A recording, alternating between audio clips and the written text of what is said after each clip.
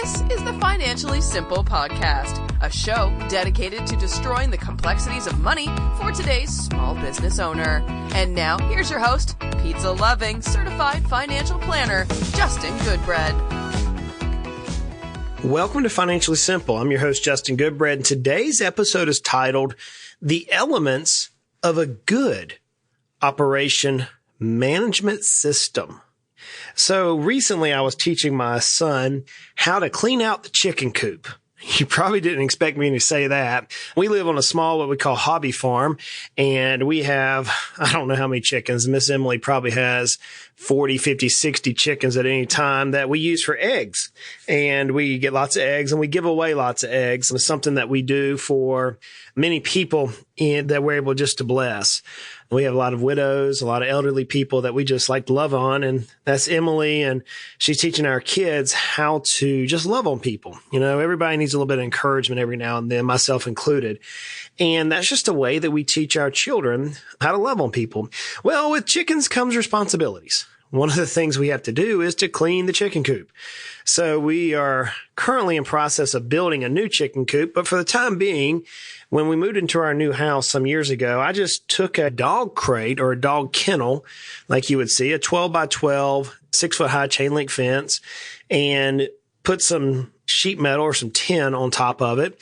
And that keeps the rain out of the little pen areas. And then every day the kids go out and they let the chickens out. They get the eggs. We feed them, and the chickens are free range on the farm all day long. And then at night, when the sun goes down, the chickens naturally go back to their roost, and the kids go out and lock up the chickens. It's just an everyday adventure, and it's something that we love. We love the responsibility. Well, when you have to clean a chicken coop out, there's a process. There's a few things that have to go into cleaning chicken coops. So you have to first get the chickens out of it. You have to make sure it's not a rainy, wet day. The last thing that you want is to have chicken poo on you when it's wet. It stinks. Oh my goodness, it stinks. So in ours, what we do is we move the chicken coop, and I take the tractor and we grab all the scratchings and all the waste, and we bring it out and we put it all over the yard or in the garden and stuff and use it to fertilize. Well, I was teaching my son that there's elements to everything. There's things which comprise of the best. We talked about processes in that cleaning the chicken coop. We had to get the chickens out of the way. We had to remove the old coop. We had to get the tractor. We had to drag all the scratching away. We had to put the coop back together. Then we had to, at the end of the day, put the chickens back in. That's ultimately the process. And each of those processes had some key components. So we had to have a tractor. We had to have tools. We had to have new hay. We had to have new boxes. We used DE powder or diatomaceous earth to help keep down the mites inside the chicken coop. It doesn't hurt the chickens, and it also helps keep the mites down. So there's a process. There's different elements to the process. Inside your business, regardless of which management system or operational system you want to use, we obviously have outlined that you need a system. We know that. We know you have to have a process in order to track your business, whether it be in the service industry or the manufacturing industry. You have to have multiple processes. Well, within every one of these management systems, there are 5 elements which must be part of a good management system. And today I want to just outline for you the elements as you build your management system. These elements are the same. They could be the same in whether it's quality management, whether it's the onboarding or hiring and firing of employees. It could be your accounting principles. It could be your marketing systems. It could be your leadership systems. No matter which system that you're utilizing within your organization, these 5 elements must be a part of it. So you say, Justin, what are the 5 elements? So let's dig into these today, and let's think about how we can implement each of these 5 areas into every system, every management system that we use in our respective organizations. So the first element is process and procedures. That almost goes without saying, but I have to say it so I can explain it. Let's deal with the process and procedures in the light of hiring somebody. We're getting ready in our office to bring on a new team member. And so I'm purposefully tracking this particular onboarding of this individual. And I was talking with our team. I said, guys, we want to track this down this time and sure up, finalize, make sure our process is coherent. Make sure it's final, it is all inclusive. So we want to make sure our process is proper. So in the hiring process, this is the identification. We've talked about this in the past. This is our identification of a team member that you want to hire. It's knowing the job. It's outlining the onboarding. So today we just sent out the compliance manual, the employee contracts, the W-4, all those things. That's part of the process. Once those come back to us and once we get through the final negotiations on the contract, then the next step is the actual start date or the signing and the start date. Then we have to create emails. We have to create user passwords for the systems that we use. We have to create a workspace. We have to document it all. That all goes into the process and procedures, the first element in any good management system. Now, the key to this particular element, to the process and procedures, is it has to be streamlined. You have to have a starting point and an ending point, and it has to have a flow through it that is very efficient. One of the weaknesses that I have, or that many people have in a small business, is that we will work and try to spin multiple plates. We've all seen the magic trick, or I've seen the magic tricks where these magicians are trying to spin plates. They actually have little dowels or different sticks, and they have plates up on the stick, and they're working their best to spin them around and around to see how many plates they can keep on the stick spinning. That's how I often feel like as a business owner. I don't know about you, but I feel that way. Well, whenever we're developing process or procedures, the goal is to streamline those processes or procedures as much as possible. So that's the first element. Now, friends, I got to tell you, to streamline a process or streamline procedures, the reason why I say process and procedures, by the way, just as a sidebar, is in manufacturing, oftentimes there's procedures that need to be followed to the T. And so you have to streamline those. But the reason for it is because if you do not have that particular element down to the penny, down streamlined to the second, down streamlined to the actual action, then it's left up to human error to cause problems within the system. So you want to streamline it. That's the first element. The second element is the roles within the organization. Or you may say the responsibility would be the other word you could use there. The roles and responsibility. Who is it that is going to do what? Who's responsible for this? There's an old saying that says, without responsibility, there is no accountability. It's a saying I've heard years and years and years. You want to outline within your organization, within the management system of your operation, who is responsible for every minute detail. If you leave a minute detail undone, then no one's going to be accountable to it. If no one's responsible, there's no one accountable. Now, with that roles and responsibility, it also should be without saying that we want to make sure those team members who are responsible for the work understands the responsibility. Not only do they understand the responsibility, but they also need to understand the penalties or the danger for not withholding the responsibility.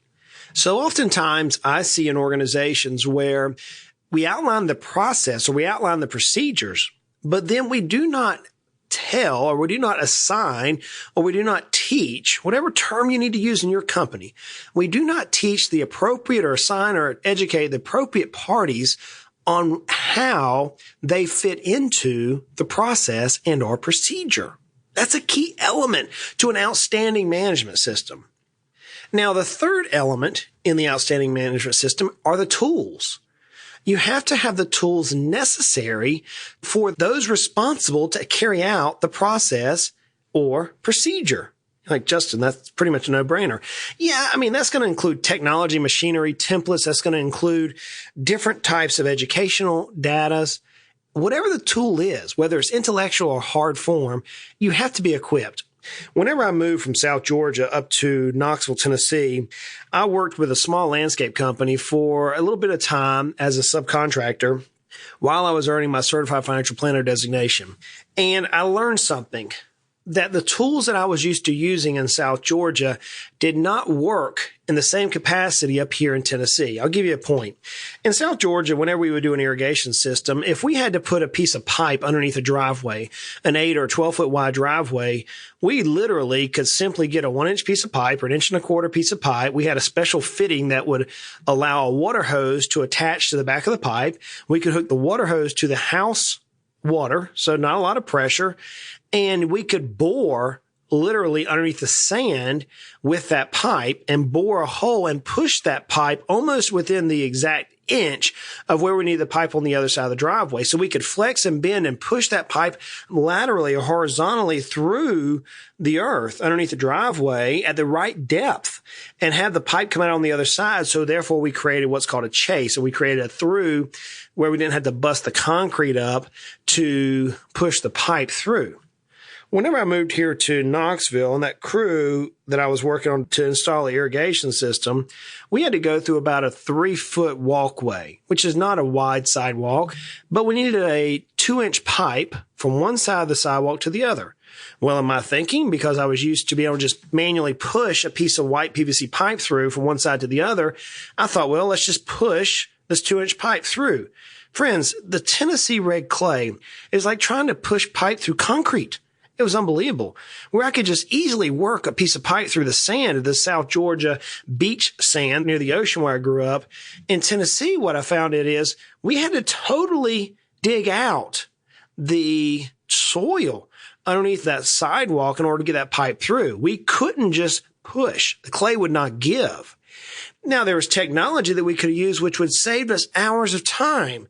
In fact, it took us almost a full day, 3 of us, almost a full day, to literally dig out the concrete, lay the pipe, get the soil back in, then you use expansion foam to compress the soil so that the concrete wouldn't bust in the future. I mean, it was an unbelievable, tedious, and laborious day. What I found is there's a boring machine. There's a boring machine that we had at the office that no one told me about that would just go in and simply bore a nice little hole that we could just slide the pipe through underneath the sidewalk. So what we had is number one, this company, we didn't have the process or procedures outlined. Now, the owner knew about it. No one else did. The roles was outlined. The role was, Justin, you have to get the pipe through the concrete and let's keep going. But the tools that we were provided were not accurate. They were not the right tools for the jobs. So in that particular example, we had the roles and responsibility. We understood our job, but we didn't have the right tools, or we didn't have the right process and procedures outlined on how to get boring underneath a sidewalk. And so because of 2 little elements in this system was lacking, the business owner ended up spending a ton of money, astronomical amount of money for 3 very well paid technicians to move just this 4-foot section of pipe underneath the sidewalk. So tools matter. You are listening to Financially Simple, destroying the complexities of money for today's small business owner.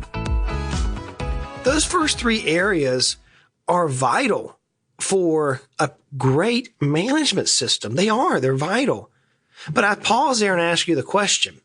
In your business, how much money are you wasting because you don't have the right procedures or process or the right responsibilities or the right tools to get the particular job done?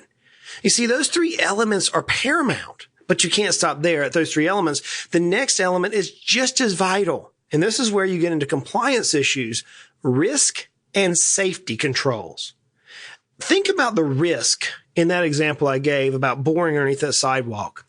In the South Georgia sun, whenever I push that 1-inch piece of pipe underneath the driveway, the way that the soil works, it would shift and replace itself. And ultimately, there wasn't a lot of risk involved. Concrete is pretty stout, and the concrete didn't lose a lot of rigidity because of us pushing the pipe underneath the driveway. In fact, we even had times where dump trucks would drive over the concrete that we had pushed pipes under, and it never cracked, never busted, never did anything. However, think about it from the risk to that business owner because we didn't have the right tools and he said, just get it done. Well, now all of a sudden, just if some big piece of equipment hits that concrete just right, that concrete could break right where we dug through that chase. And who would be liable? Well, the business owner, of course. Not only that, but think about the safety concerns that we were dealing with. We were sitting here swinging heavy instruments, very sharp objects, sweating and stinking and just moving all sorts of major mud around, fingers underneath rocks, digging out with our hands. Imagine just, for example, there was a piece of glass in that clay that we were digging through. And as we're scraping out with our hands, reaching as far underneath this concrete as possible, one of the team members were to slice their finger with a piece of glass. That's a safety control that wasn't needed. Now, all of a sudden, the business owner would have dealt with a particular hospital bill Or what happens as we're swinging stuff, one of those heavy pieces of machinery, hammers or sledgehammers or pickaxe, any of those things. Whenever we swing this, what if one of the heads would have came off and hit somebody? What if we'd have missed and actually hit the concrete itself? Or what happens if a piece of equipment breaks it? There's all sorts of risk involved by not having those proper tools, proper responsibilities, and proper procedures. And there were some things that we were doing that probably weren't as safe as they should have been. So the fourth element in a good management system is to try to make sure you're minimizing your risk and you're providing for safety amongst all the parties involved. Ultimately, though, the fifth one is just as vital, and that is the matrix and reporting of that particular process. See, in that day, whenever it was nice and hot here in East Tennessee, it was probably mid-90s, it took us, like I said, 3 of us, a full day to push a 2-inch piece of pipe in. So our reporting was real simple. We came back and said, we got the pipe underneath the driveway. And the owner said, really? That's all you did today? Like, yeah, we busted and we were working. I mean, we're not loafing here. Anybody who knows me knows that I will outwork the average person.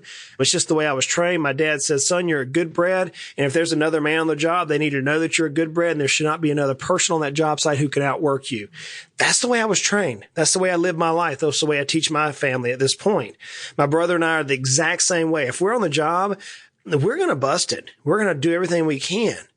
And that owner didn't understand the fact that he's like, guys, that's all you got done? Well, here's what he was getting at. He was looking at the demand that we require. We call it baseline capacity versus demand requirements. He was looking at his demand. His demand was we were going to get underneath the sidewalk and do a lot of other things. What he missed because we didn't have the proper tools or the proper procedures is our capacity was only involved for us to get that one project done in that 8-hour day. And he's like, I don't understand. So the matrix and reporting came back. And ultimately what happened was productivity had fallen. He ended up having a higher cost in that particular event. The quality is not as good as it could have been. Even sometimes you can look at service. You can look at, depending on the cycle times, you can look at service for particular elements. Ultimately, the matrix and reporting of that particular day were poor. So in your matrix and reporting, what you're looking for is you're looking for the demand requirements. You don't want baseline capacity. You should know what that is. You should know how much output your operations should flow in a given day. That's your baseline. What you're looking for is how can you increase the demand? How can you increase from that baseline capacity? How can you create more flow through the operations of your organization? That's where the reporting and the matrix comes in. If you take that process and procedures, roles and responsibilities, the tools, and the risk and safety controls, and you make those 4 elements paramount, now you're able to compare where your current baseline capacity, where your company is currently operating, and you can see how much room you have before you have to increase capacity. You can look at your demand requirements. You can say, well, if we're currently operating at 10 units per day, whether that's jobs or clients, or you're actually producing 10 units on a manufacturing facility, and all of a sudden now we want to see if we can hit 12, you'll be able to tell through your reporting whether or not you can increase from 10 to 12. And whether or not you can take on 2 extra jobs, where you can pull in 3 extra clients. See, all these elements bring to one purpose. One purpose is that the company is trying to be as efficient as possible. The more efficient it can be, the more you reduce your company's specific risk and the more you increase your company's value. The other thing that matrix and reportings can do is you can track your productivity. You can track your unit costs. You can look at your service. You can look at your quality. You can check your frequency. Frequency being the flow of the operation. But even with matrix and reporting, you also have to decide on what frequency you want the reports to be. Do you want the reports to be daily, weekly, monthly, annually, hourly, by the minute? Depends on what type of job or what you're dealing with. So if you want to have a good management system, a best-in-class management system, and again, we're talking about multiple types of managements here. We could deal with managements from leadership to marketing to finance to legal. Every management system can delineate down to these 5 key elements. So those 5 key elements, as I conclude here, were this: process and procedures. That is element number 1. Roles and responsibilities, element number 2. Making sure that your organization has the tools needed. Working within your risk and safety controls to make sure you're doing everything to minimize risk and maximize safety for your team and those involved. And then to track with matrix and reporting. to track everything so that you can become more efficient within your overarching organization. So folks, that is as simple as I can explain a good management system. A good management system will help you identify so much. Friends, I got to tell you though, it's hard to do because it takes time. It takes time for us to think about each of these processes. Like I'm talking about, even in my own organization, I'm just finalizing the hiring process. I mean, come on, I've been in business now since 2009. I haven't had to hire that many people. Now all of a sudden I'm having to hire people I don't 100% know everything about them. I got to tell you, I'm working on processes in my company. And guess what? In 15 years, I'm still going to be working on processes. But ultimately, throughout these 5 elements, we can grow the value of our companies. And with that, folks, I want to invite you to check out the blog, financiallysimple.com. You're going to find today's show notes and you're going to find today's content on financiallysimple.com. The team has been working on our book. It's coming out live very soon. I can't wait to tell you about it. Let you read it, and I'll give you an updated little snippet here very soon on that. But you can start reading our newsletter now. I actually had a CPA and a tax attorney both call me this week and said, dude, your newsletter rocks. And one of them said, I actually shared that with my colleagues in my office, and everybody in my office loved how you simplified things. So we were dealing with tax coding. You just made it simple, man. Like, thanks, guys. Appreciate it. So check out Financially Simple blog and sign up for our newsletter. We get a ton of people who read that. And if you like the podcast, hey, do me a favor, share it with a friend. Leave us a show review. We have a few of them now on iTunes, and it's starting to move us up the charts. If you like the content, I don't charge for this. I give out everything that I learn. Leave us a good review on iTunes. It'll help us. It helps us reach more people, more business owners like yourself. Like I say every week, life is hard. It is. Management systems, oh, goodness gracious, they can be good or bad. In life and management, it can be frustrating, but money doesn't have to be. Our goal is to continue to make our lives, at least financially, simple. Hey, y'all go out and make it a great day. You have been listening to the Financially Simple podcast. The information in this show is for informational purposes only. This show is not investment advice. Instead, seek help from a competent financial advisor. Justin Goodbread, CFP, is an investment advisor representative of Heritage Investors, a registered investment advisor.